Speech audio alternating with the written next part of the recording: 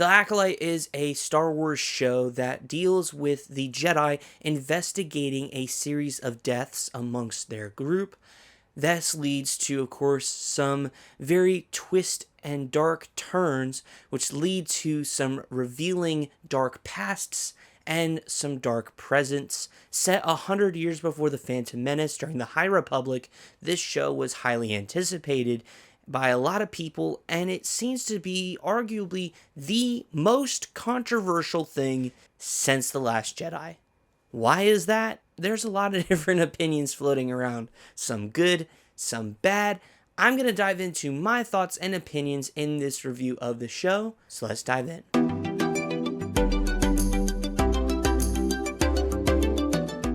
Hey friends, welcome to the Disney Pastor. I'm your host Tim. I talk all things Disney, which includes Star Wars. That being said, I'm going to talk about the good, the average, and the bad of this series. I'm going to give my final thoughts and, of course, my rating.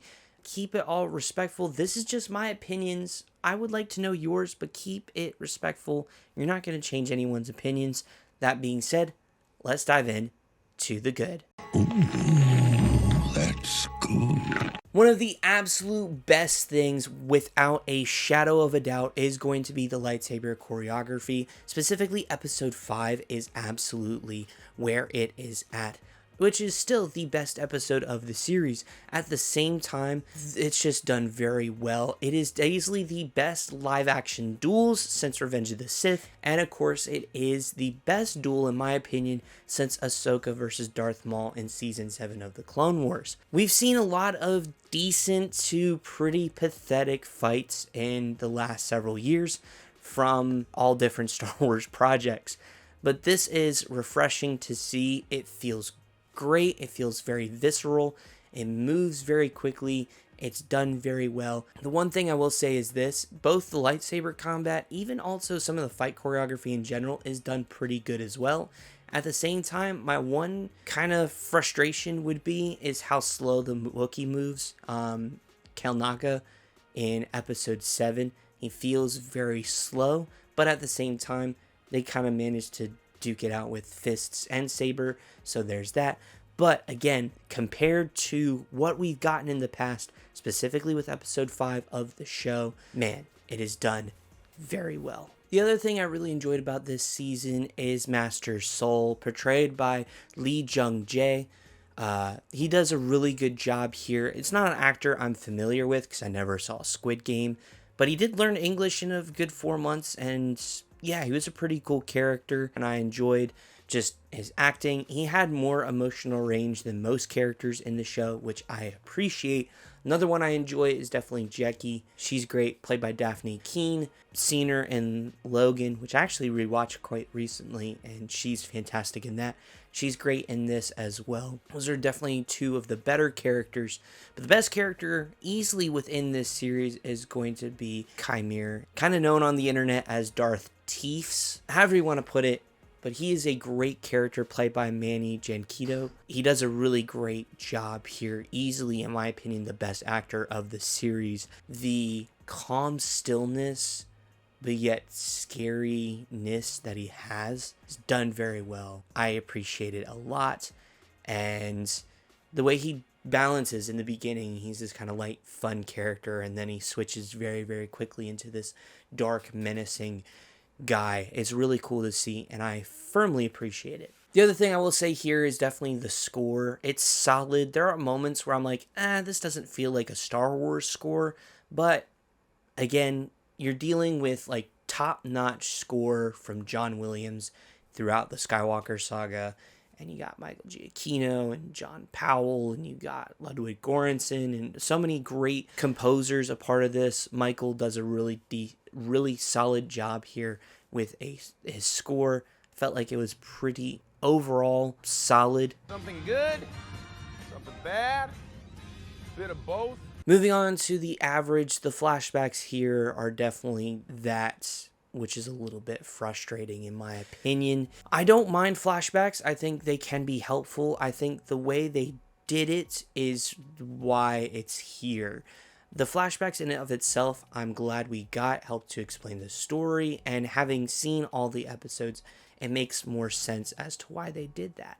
But in light of all the episodes, I feel like taking up 3 episodes to do these flashbacks, or was it 3 or 2 or however many it was, it didn't need to be a full of either of those. I think they could have done it in a way where either A, you combine both of those episodes showing those point of views, or option B is you have those flashbacks but then it goes back to present day.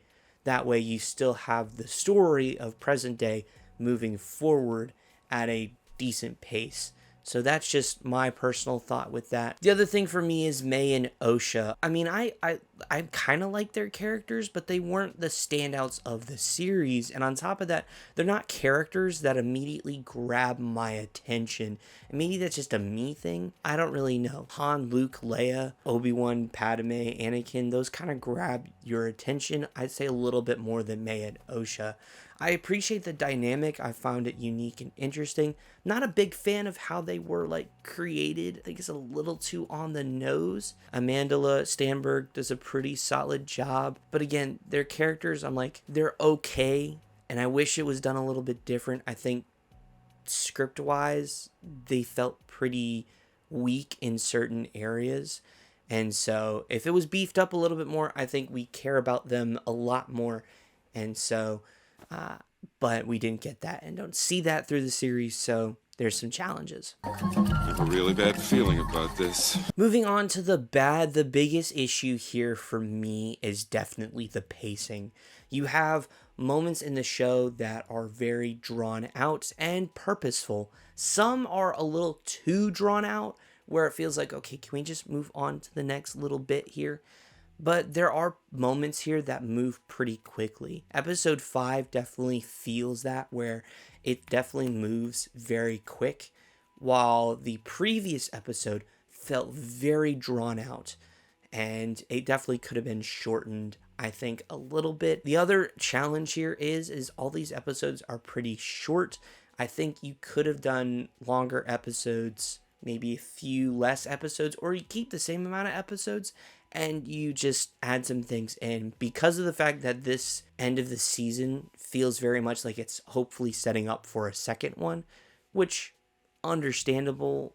I mean, you hope for a second season, yes, but with all the different opinions, there may not be a renewal of this, and so it's definitely going to feel unfinished. The other thing is too, and I don't want to keep beating the horse on this because I know a lot of people have talked about it without really giving examples.